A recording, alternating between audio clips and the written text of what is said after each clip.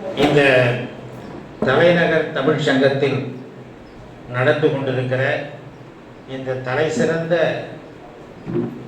நிகழ்ச்சிக்கு தலைமையேற்று நடத்துகிற இந்த தலைநகர் தமிழ் சங்கத்தினுடைய செயலாளர் பாவலர் மா கணபதி ஐயா அவர்களே, இன்றைய இந்த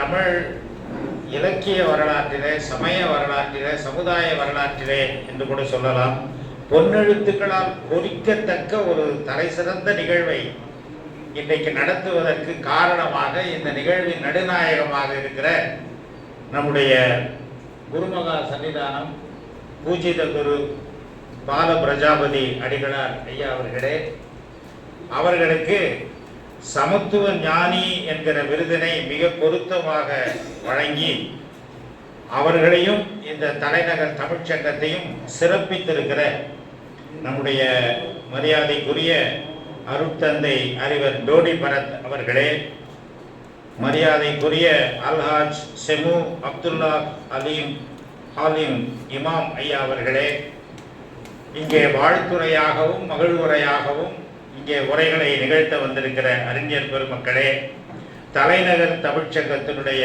பொறுப்பாளர்களே, இங்கே இந்த இனிய நிகழ்வை உங்களுடைய வருகையால் சிறப்பித்துக் கொண்டிருக்கிற தமிழ் அறிஞர்களே, தமிழ் சார்ந்தவர்களே, தமிழ் அன்பர்களே, உங்கள் அனைவருக்கும் முதற்கண் என்னுடைய வணக்கங்களையும் வாழ்த்துக்களையும் தெரிவித்துக் கொள்கிறேன். சில ஆண்டுகளுக்கு முன்பு ஒரு அறிஞர் சொன்னார், கடவுள் மதங்களை குறித்து கவலைப்படவில்லை என்று. ரொம்ப பேருக்கு கோபம் வந்துச்சு. God is not concerned of religions. நாம தான் மதங்களை வைத்து சண்டை போட்டுக் கொண்டிருக்கிறோம். ஆனால் இந்த மதங்கள் எல்லாம் இவர்தான் கடவுள், இப்படிதான் கடவுள் என்று வரையறுத்து சொல்லிக்கொண்டு நாம் சண்டை போட்டுக் கொண்டிருக்கிறோம். ஆனால் கடவுள் மதங்களை பற்றி கவலைப்படவில்லை, மனிதர்களை பற்றி கவலைப்படுகிறார். பள்ளத்தில் விழுந்திருக்கும் மனிதரெல்லாம் விழி பெற்று பதவி கொள்வார் என்று எந்த மனிதனும் தாழ்த்தப்பட்ட நிலையில இருக்கக்கூடாது. எல்லா மனிதனும் நான் படைத்த அந்த உயர்வான நிலையில இருக்க வேண்டும் என்பதுதான் கடவுளுடைய நோக்கமே தவிர, தன்னுடைய பெயராலேயே மக்கள் எல்லாம் பிரிந்து பிரிந்து அதையே ஒரு பிரச்சனையாக்கி அதையே போருக்கும் பூசலுக்கும் அடிப்படையாக்கிவிடக் கூடாது என்றுதான் கடவுள் நினைக்கிறார்.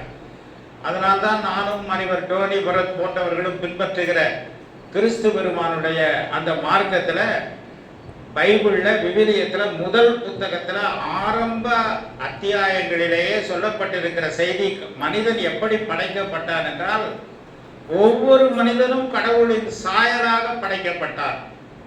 என்னுடைய சாயலை, என்னுடைய பண்பை, என்னுடைய அந்த அந்த குண லட்சணங்கள் எல்லாம் உன்னிடத்தில் இருக்க வேண்டும், நீ என்னை போல் தூய்மையாக இருக்க வேண்டும், என்னை போல் அன்பாக இருக்க வேண்டும் என்கிற நோக்கத்திலே தான் கடவுள் தன்னுடைய சாயலை ஒவ்வொரு இடத்திலும் வைத்தார் என்று விவிலியம் சொல்லுகிறது. நீதான் கடவுள், அகம் பிரம்மாஸ்மி என்கிற கருத்து அது வேற. அதாவது நானே கடவுள் அல்ல, கடவுள் தன்மை என்னிடத்தில் இருக்கிறது. கடவுள் வேறு, மனிதன் வேறு.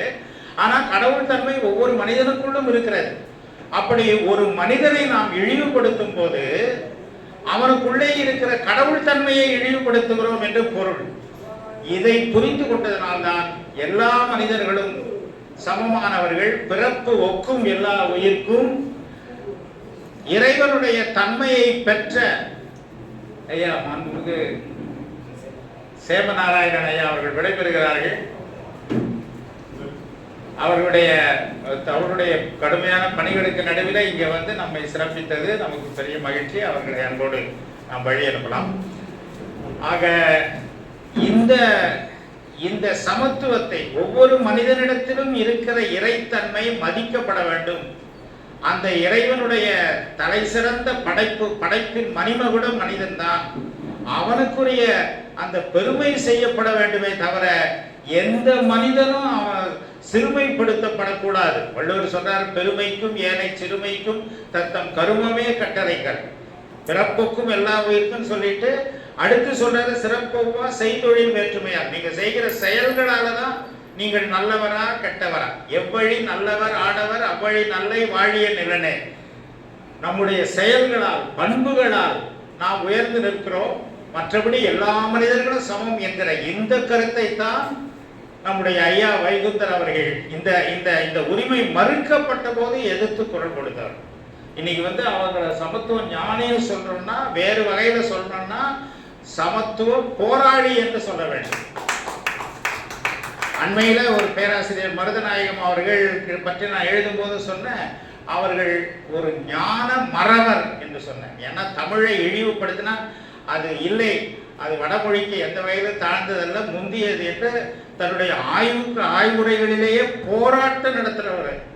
அது மாதிரி தான் சமுதாயத்தில் போராட்டம் நடத்திய பெருமக்கள் தான் இந்த நாட்டுக்கு வந்த கிறிஸ்தவ அருளாளர்கள், மிஷினரிகளும் அவர்களை போன்றவர்களுடைய பணிகளால் தாக்கம் பெற்று ஊக்கம் பெற்று இந்த மக்களை ஒன்றுபடுத்த வேண்டும், இழிவுபடுத்தப்பட்ட மக்களை தூக்கி எடுக்க வேண்டும் என்று போராடிய பெருமகன் தான் ஐயா வைகுந்தர் அவர்கள்.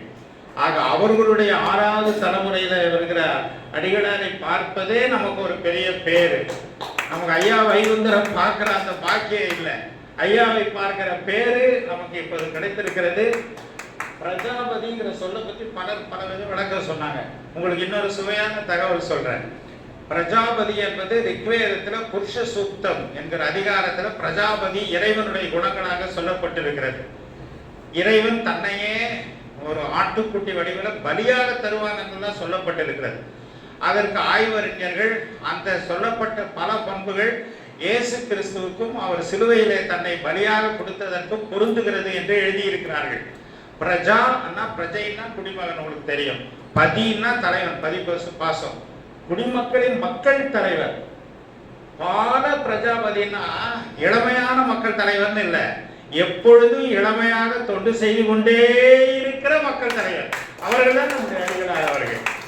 அவர்களை வாழ்த்துவதனால நாம் பேர் பெற்றிருக்கிறோம். நாளைக்கு நம்முடைய விடுதலை சிறுத்தைகள் இயக்க தலைவர் தொல் திருமாவளவன் அவர்கள் அவருக்கு காமராசர் கதிர் என்று பட்டம் தருகிறார் என்று கேள்விப்படுகிறோம். ஏன் காமராசனா? அதுதான், படிப்பு இல்லாதவனுக்கு.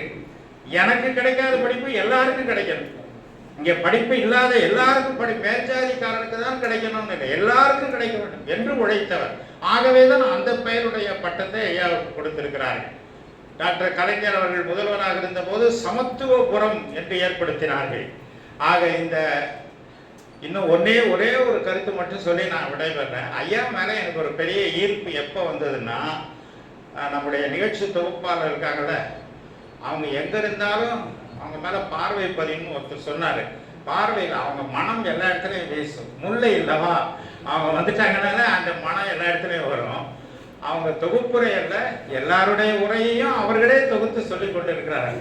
அவர்கள் சொல்லிய பிறகு பேசுறதுக்கு ஃபாதரே என்ன பாயிண்ட் கிடைக்குமான்னு சொன்னார்.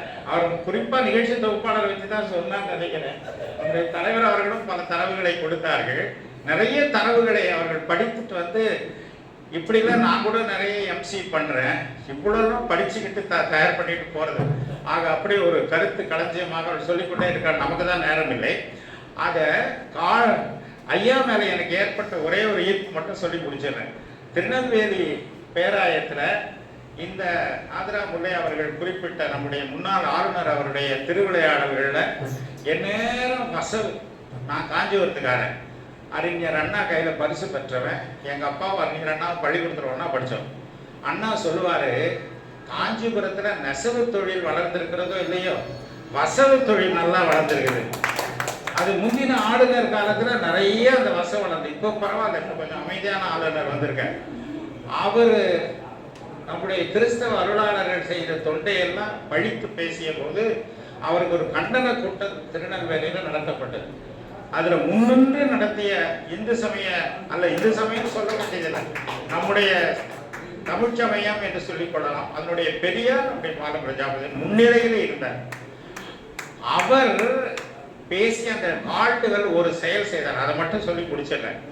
கால்டுகள் இந்த நாட்டுக்கு வந்த போது, இங்க ஒரு சாராரை நீங்கள் ஜாதியால் நீங்க இழித்து பழித்து அடக்கி வைத்திருக்கிறீர்கள், இது உங்கள் நாகரிகத்துக்கு சரியில்லை. சென்னை பல்கலைக்கழக பட்டமளிப்பு உள்ள பேருரையிலேயே சொல்றாரு, நீங்க எவ்வளவுதான் படிச்சிருந்தாலும், தமிழ்நாடு எவ்வளவுதான் தத்துவ ஞானமாக உயர்ந்து ஓங்கி இருந்தாலும், எத்தனை நீங்கள் திருக்குறள் உயர்ந்த அரங்கள் வைத்திருந்தாலும், ஒரு குறிப்பிட்ட பிரிவினரை நீங்கள் அடக்கி வைத்திருக்கிற வரை உங்கள் தத்துவத்தாலும் உங்களுடைய நாகரிக பண்பாட்டு வளர்ச்சியாலும் ஒரு பயனும் இல்லை என்று நெற்றியில் அடித்தார் போல் சென்னை பல்கலைக்கழக பட்டமளிப்பு விழா பேருரையில் டாக்டர் கால்டோர் சொன்னார்.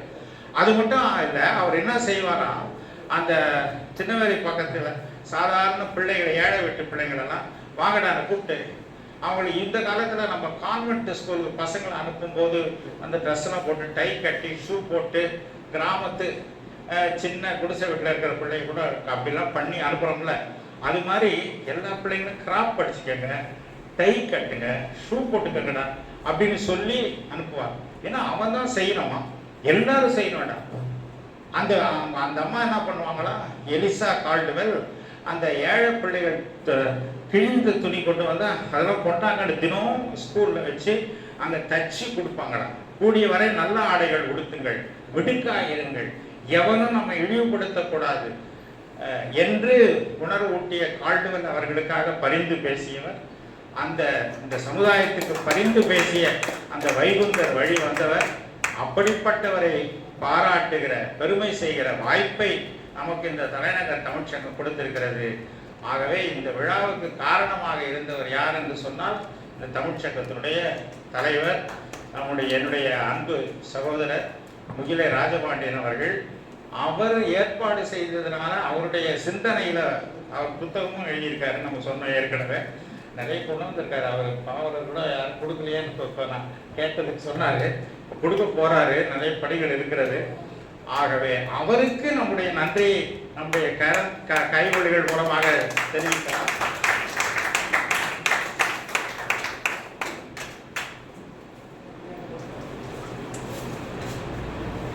ரெண்டே திருக்குறள் சொல்லி அவருக்கு நம்ம எல்லாரும் சார்பாகவும் இந்த ஒரு நன்றி பரிசை வழங்க விரும்புகிறேன். கைமாறு வேண்டா கடப்பாடு மாறி மாட்டு எண்ணாற்றும் கொல்லோ உலகு, செய்யாமல் செய்த உதவிக்கு வையகமும் வானகமும் மாற்றல் அறிவு. இப்படி அயராது அரிய தமிழ் பணிகளை செய்து இன்றைய நாளில் இந்த வரலாற்று சிறப்பு மிக்க விழாவை வடிவமைத்து அதற்காக அல்லும் பகலும் பாடுபட்டு இதை நிறைவாக்கி இருக்கின்ற நம்முடைய பேராசிரியர் முகிலை ராஜபாண்டியன் அவர்களுக்கு நாம் எழுந்து நின்று ஸ்டாண்டிங் ஓவேஷன் கொடுத்து அவருக்கு மரியாதை செய்யணும்.